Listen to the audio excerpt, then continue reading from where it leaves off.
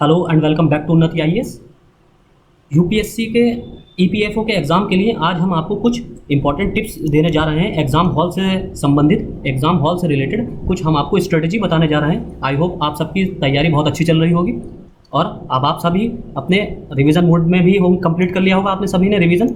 तो कुछ हम आपको टिप्स देने जा रहे हैं। सबसे पहले हम बात करेंगे नेगेटिव मार्किंग को रिड्यूस करने की, कि नेगेटिव मार्किंग किस तरह रिड्यूस किए जाए। उसमें सबसे पहले हम आपको बताएं कि जब आप जैसे ही एग्जाम हॉल में जाएंगे, जब आपका पेपर स्टार्ट होगा तो आपके पास 2 घंटे का टाइम है, जिसमें से आपको शुरू के 15 मिनट अगर आप चाहें, ये आपके लिए वॉलंटरी है, स्वैच्छिक है, कि अगर आप चाहें तो शुरू के 15 मिनट में क्विक रीडिंग कर सकते हैं पेपर की, जो कि बहुत अच्छा तरीका होता है एग्जाम अपना थोड़ा बर्डन कम करने के लिए। प्रेशर, एग्जाम हॉल का जो प्रेशर होता है उसको कम करने के लिए एक बहुत अच्छा तरीका ये होता है कि आप 10 से 15 मिनट में एक क्विक रीडिंग क्वेश्चंस की लगा दें। और अगर आप नहीं चाहें तो ये नहीं भी लगा सकते हैं। बहुत से लोग सोचते हैं कि 15 मिनट का हम यूटिलाइज करें किसी और जगह, किसी क्वेश्चन को सॉल्व करने में, तो ऐसा भी कर सकते हैं आप, लेकिन अगर ये कर सकें तो ज़्यादा बेहतर है। दूसरी चीज़, जैसे कि आपको पता है कि 2 घंटे का टाइम है, तो उसमें आपको मैथ, रीजनिंग और इंग्लिश, स्पेशली मैथ और रीजनिंग आपको छोड़ देनी है तुरंत, और आपको सिर्फ थियोरटिकल पार्ट को ही फोकस करना है। और इस थियोरटिकल पार्ट को आपको मेरे हिसाब से 1 घंटे के अंदर कवर करने की कोशिश करनी है। 1 घंटे का मतलब ये नहीं है कि अगर आप थोड़ा एक्स्ट्रा टाइम लेना चाहें तो एक्स्ट्रा टाइम ले सकते हैं, 1 घंटा 15 मिनट तक, लेकिन इसका मतलब ये नहीं कि जल्दबाजी में आप क्वेश्चन गलत कर जाएं। दूसरी चीज़, उसके आपको मैथ रीजनिंग के क्वेश्चन कुल मिला के सबसे लास्ट में करने हैं, ताकि इसको क्योंकि ज़्यादा टाइम दिया जाएगा और इसके लिए आपके पास मिनिमम 40 मिनट तो रहने ही चाहिए। 40 to 45 मिनट्स आपके पास होने चाहिए मैथ रीजनिंग के क्वेश्चंस के लिए। आपने देखा होगा कि पिछली बार 2017 के पेपर में 15 क्वेश्चंस पूछे गए थे मैथ रीजनिंग से टोटल मिलाकर। तो ज़रूरी नहीं है कि 15 ही आए, हो सकता है 20 आ जाएं और हो सकता है 10 भी आ जाएं, और ये भी हो सकता है कि 25 तक आ जाएं, जैसे कि ईपीएफओ के एपीएफसी वाले एग्जाम में आए थे। एपीएफसी एग्जाम में मैथ और रीजनिंग का वेटेज बहुत ज़्यादा था और इंग्लिश का वेटेज कम था, 10 क्वेश्चन थे, लेकिन इसमें 17 वाले में इंग्लिश के 20 क्वेश्चन थे। तो आप इस तरह से अपने क्वेश्चंस को पेपर को देखकर इन सारी चीज़ों को मैनेज कर सकते हैं। अब उसके बाद, अब जैसे कि हमने आपको बताया, आपको जो मैथ सॉल्व करनी है वो लास्ट टाइम में ही करनी है, ना कि शुरुआत में। थियोरटिकल पार्ट आपको सबसे पहले सॉल्व करना है। दूसरी, अब सबसे इंपॉर्टेंट चीज़ कि आपको नेगेटिव से कैसे बचना है। नेगेटिव से बचने के लिए तरीका ये होता है कि जब आप क्वेश्चन को पढ़ेंगे, आपको पता है सॉल्व करने का तरीका ये है कि जो आपको 100% जिस पर आप श्योर है फौरन मार्क कर दीजिए। जिसमें आपको 2 क्वेश्चन में डाउट, 2 ऑप्शन में डाउट है, आप उसको अपने हिसाब से कोई भी मार्क सिंबल दे सकते हैं, यानी कि आप उस पर सर्कल कर दीजिए। अगर मान लीजिए क्वेश्चन नंबर 5 है, इसके आपको 2 क्वेश्चन में कंफ्यूजन है, तो आप इस क्वेश्चन नंबर 5 को सर्कल कर दीजिए।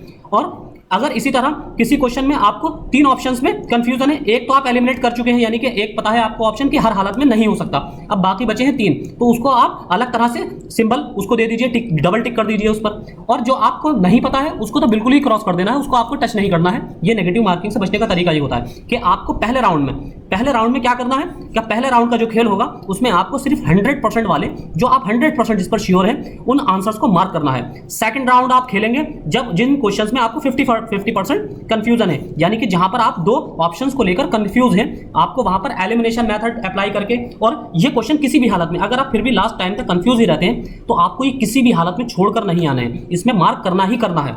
लेकिन जिन क्वेश्चंस में आपको 3 ऑप्शंस को लेकर डाउट हो, वहां पर आप रिस्क नहीं ले सकते, क्योंकि आपको पता है आप लिमिटेड रिस्क ले सकते हैं। लिमिटेड रिस्क का मतलब ये है कि जैसे कि अगर हम इस थोड़ी देर के लिए अपने नेगेटिव मार्किंग वाले पोर्शन को छोड़कर एक नई चीज़ पर बात करें कि सेल्फ अटेम्प्ट क्या होगा। सेफ अटेम्प्ट, बहुत से बच्चे यही सोचकर परेशान हैं कि कट ऑफ की क्या रहेगी, तो कट ऑफ जो सबसे पहले बताता है वो सबसे ज़्यादा बेवकूफ़ होता है। तो आप सेफ अटेम्प्ट तो सोच सकते हैं, लेकिन कट ऑफ का अभी प्रेडिक्शन नहीं कर सकते।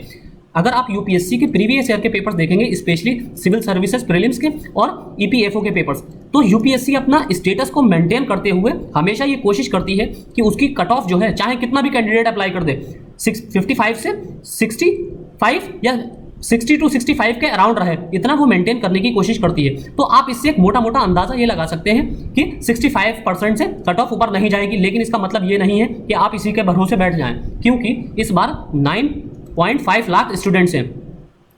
पिछली बार 2015 वाले एग्जाम में लगभग 1,63,000 स्टूडेंट थे, और 2017 वाले एग्जाम्स में भी थोड़े ज़्यादा, इससे थोड़े ज़्यादा थे, डबल के आसपास थे। मैं कंफर्म नहीं हूँ कि कितने थे, लेकिन फिर भी 3 से 4 लाख के आसपास स्टूडेंट थे जिन्होंने एग्जाम में अपीयर हुए थे। अब बचते हैं इस बार के जो 9.5 लाख स्टूडेंट्स हैं, इसमें से ये भी ज़रूरी नहीं कि सारे ही आ जाएं, लेकिन आप ये मानकर चलिए कि सारे ही बच्चे एग्जाम अटेम्प्ट करने वाले हैं, कोई आपसे वीक नहीं है, सारे ही आपसे अच्छे हैं। तो उसमें सबसे आपको सेफ स्कोर क्या रहेगा? तो सेफ स्कोर देखिए, यूपीएससी अपना स्टैंडर्ड को हमेशा मेंटेन रखेगी, उसमें एसएससी की तरह या स्टेट सर्विस एग्जाम की तरह कहीं 85 या 90% कट ऑफ नहीं जाने वाली। तो इसका मतलब ये है कि हम अगर 65 तक अब तक की कट ऑफ रही है, अगर हम प्रीवियस ईयर पेपर्स देखें यूपीएससी के, तो हम ये मानकर चल सकते हैं कि 70% से ऊपर का स्कोर हमारा, 70 to 75% का स्कोर हमारा सेफ अटेम्प्ट हो सकता है। अब 70% कितना हुआ? 120 क्वेश्चंस का आप 70% क्वेश्चंस निकाल सकते हैं। 75% अगर क्वेश्चन हम लें तो 75 हमारे हो जाते हैं 90 क्वेश्चंस, और अगर 70 ले क्वेश्चन तो हमारे हो जाते हैं 84 क्वेश्चन। ये क्वेश्चंस की बात हो रही है, क्वेश्चंस की। आप बार ध्यान रखिए, 120 क्वेश्चंस में अगर आप 84 क्वेश्चन मेरे अकॉर्डिंग प्लस करके आते हैं, 84 से प्लस या 84 के अराउंड भी आपके आ रहे हैं जनरल कैटेगरी के लिए, जनरल कैटेगरी स्टूडेंट्स जो 84 प्लस करके आ रहे हैं, एकदम सेफ जोन में है, एकदम सेफ जोन, एकदम सेफ जोन में है। तो इसी आधार पर अब आपको, जैसे कि हम अभी बता रहे थे नेगेटिव मार्किंग से बचने का तरीका, तो उसमें सबसे बेहतर तरीका यह है कि आप मैथ रीजनिंग को सबसे लास्ट में करेंगे। फर्स्ट राउंड के आप पेपर सॉल्व करने में सबसे पहले उन क्वेश्चंस को करेंगे जिन पर आप 100% श्योर हैं, पहले उनको करेंगे। उसके बाद आप 50-50% वाले, यानी कि जहां पर आपको दो ऑप्शंस को लेकर कंफ्यूजन है, आप उन क्वेश्चंस को सॉल्व करेंगे। अगर अब भी आपका स्कोर 84 के आसपास नहीं जाता है, तब आपको जो तीन ऑप्शंस में जहां कंफ्यूजन है 1 2 3 में, अब आपको वहां पर रिस्क लेना ही पड़ेगा। जनरल कैंडिडेट की बात हो रही है। वैसे बाकी ये डिपेंड करता है कि क्वेश्चन पेपर का लेवल क्या है, यानी कि डिफिकल्टी लेवल क्या है पेपर का, ये उस बात पर भी डिपेंड करता है। इसका मतलब ये नहीं है कि जबरदस्ती आप 80 प्लस क्वेश्चन अटेम्प्ट कर दें। हो सकता है पेपर बहुत ज्यादा टफ हो। पेपर अगर टफ साइड रहेगा तो ये सभी के लिए टफ होगा, क्योंकि देखिए, और इसके टफ साइड ही रहने के ज्यादा चांस है। क्यों? क्योंकि कैंडिडेट बहुत ज्यादा है और यूपीएससी अपनी कट ऑफ को हमेशा मेंटेन करेगी। यूपीएससी ऐसा नहीं है कि 9.5 लाख स्टूडेंट हैं तो वह हलवा पेपर दे दे, या फिर इस तरह का पेपर सेट कर दे कि कट ऑफ 80 या 80% से ऊपर चली जाए, 80 प्लस चली जाए। तो ऐसा कभी नहीं हो सकता। 80% से ऊपर इतनी कट ऑफ नहीं जाएगी यूपीएससी की। यूपीएससी की कट ऑफ एक लिमिटेड रहेगी, यानी कि हो सकता है कि 65 पर ही सिमट जाए, 60 पर ही सिमट जाए, यानी कि 60 क्वेश्चंस पर। हालांकि ऐसा पॉसिबल नहीं दिख रहा है मुझे इस बार, क्योंकि ईपीएफओ एक तो एपीएफसी से लोअर पोस्ट है, दूसरी चीज ये है कि उसमें क्या नाम है, आपका एग्जाम पेपर जो है आप इतना टफ नहीं आएगा। इसके कंपैरेटिवली, एपीएफसी के कंपैरेटिवली थोड़ा इजी पेपर रहेगा, मॉडरेट रहेगा। लेकिन फिर भी आप इसको सेफर साइड रखने के लिए आप 80 प्लस या 84 प्लस क्वेश्चंस हर हालत में अटेम्प्ट करें। लेकिन हाँ, फिर वही कंडीशन है कि ये डिपेंड करेगा कि डिफिकल्टी लेवल क्या है पेपर का। अगर आपकी तैयारी अच्छी है और आपको लग रहा है ये पेपर डिफिकल्ट है, तो वो सभी के लिए डिफिकल्ट होगा, ये बात याद रखिए। तो आप उसको देखकर नर्वस ना हो, ये नर्वस ना हो कि ये डिफिकल्ट है, मुझसे नहीं होगा तो इस बार मेरा सिलेक्शन नहीं होगा। ऐसा नहीं है, जरूरी नहीं है कि, और क्योंकि अगर आप पिछली कट ऑफ को देखकर चलते हैं ना, तो कभी कभी वो भी हमारा फेल कराने में हमें बहुत बड़ी भूमिका निभा देते हैं पिछली कट ऑफ, क्योंकि हम सोचकर चलते हैं कि पिछली बार तो अरे 70% गई थी या 65% गई थी, तो अब हमें हर हालत में इतना क्वेश्चन तो करना ही है। ऐसा नहीं है, क्वेश्चन की डिफिकल्टी लेवल पर भी डिपेंड करता है, पेपर की डिफिकल्टी लेवल पर कट ऑफ। तो आपको कोशिश ये करनी है कि अगर पेपर इजी टू मॉडरेट है, इजी तो नहीं कह सकते, मॉडरेट टू टफ लेवल पर है, तो आपको कम से कम 80 क्वेश्चन अटेम्प्ट करने हैं जनरल कैंडिडेट को। जनरल कैंडिडेट को 80 क्वेश्चन, 80 मार्क्स की बात नहीं हो रही है, 80 क्वेश्चन की बात हो रही है। तो जनरल कैंडिडेट को इतने क्वेश्चंस अटेम्प्ट हर हालत में करने हैं। अगर